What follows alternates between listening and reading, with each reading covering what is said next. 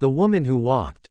In the heart of a sprawling savanna, where the earth blushed red under the sun's gaze and acacia trees stood as sentinels of the wind, there was a village called Najoro. This village was home to Wanjira, a woman whose feet had become as familiar with the land as a bird with the sky. She had never set foot in a car. From dawn to dusk, Wanjira walked. She walked to the river to fetch water, balancing the heavy calabash on her head with the poise of a queen. She walked to the market, her hands laden with woven baskets filled with cassava, tomatoes, and groundnuts. She walked to the school, where she taught children stories of their ancestors, spinning tales that came alive in their imaginations. The villagers often teased her, calling her Mama Migyu, mother of feet. "Why don't you take a ride, Wanjira?" asked her neighbor, Kamau, as he polished his rusting motorbike. "Ah, Kamau," she would reply with a smile, "the road whispers its stories to those who walk. If I ride, I will miss them." Wanjira had her reasons. Her mother had once told her, "The earth speaks to us through our feet. Walk gently, and you will hear its wisdom." These words had etched themselves into her soul, guiding her life. But there was another reason, one she kept tucked away like a secret in her heart.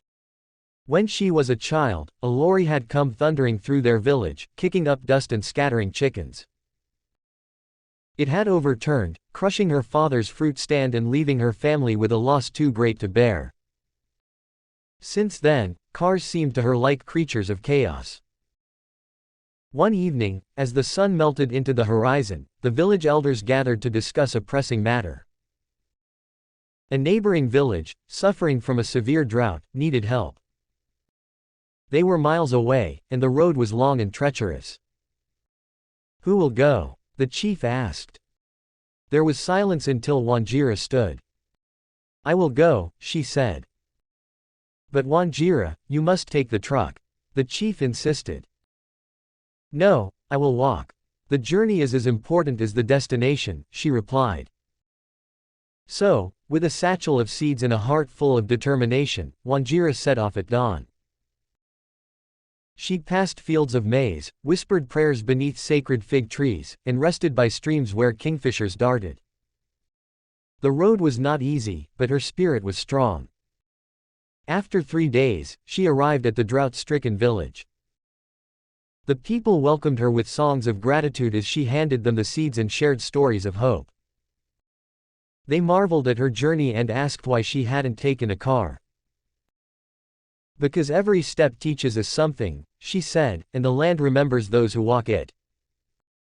When Wanjira returned home, she was greeted like a hero.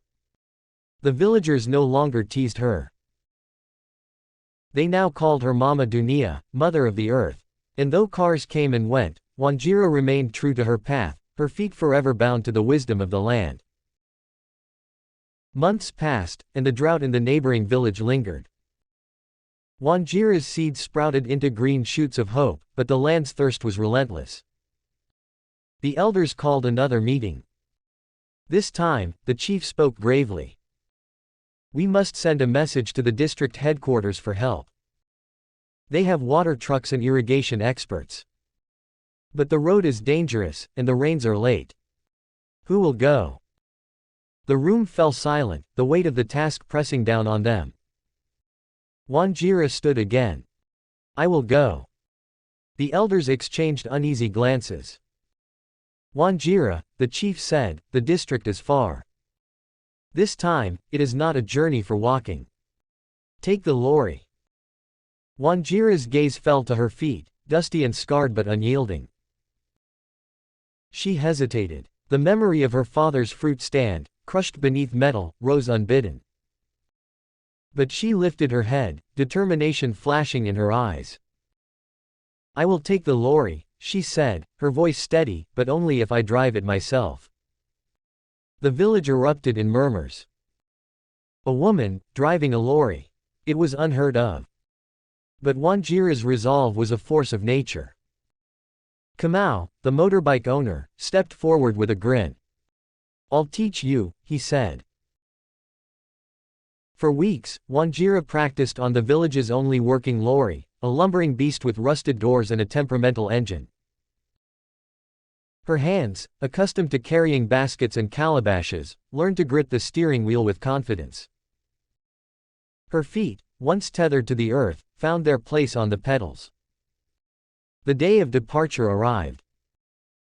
The lorry was loaded with letters pleading for help and gifts of gratitude for the district officials. The villagers gathered to see her off, their cheers mingling with the roar of the engine. "Go well, Mama Dunia," they shouted. The journey was unlike anything Wanjira had ever experienced. The lorry groaned and rattled over potholes, its engine grumbling like an old man.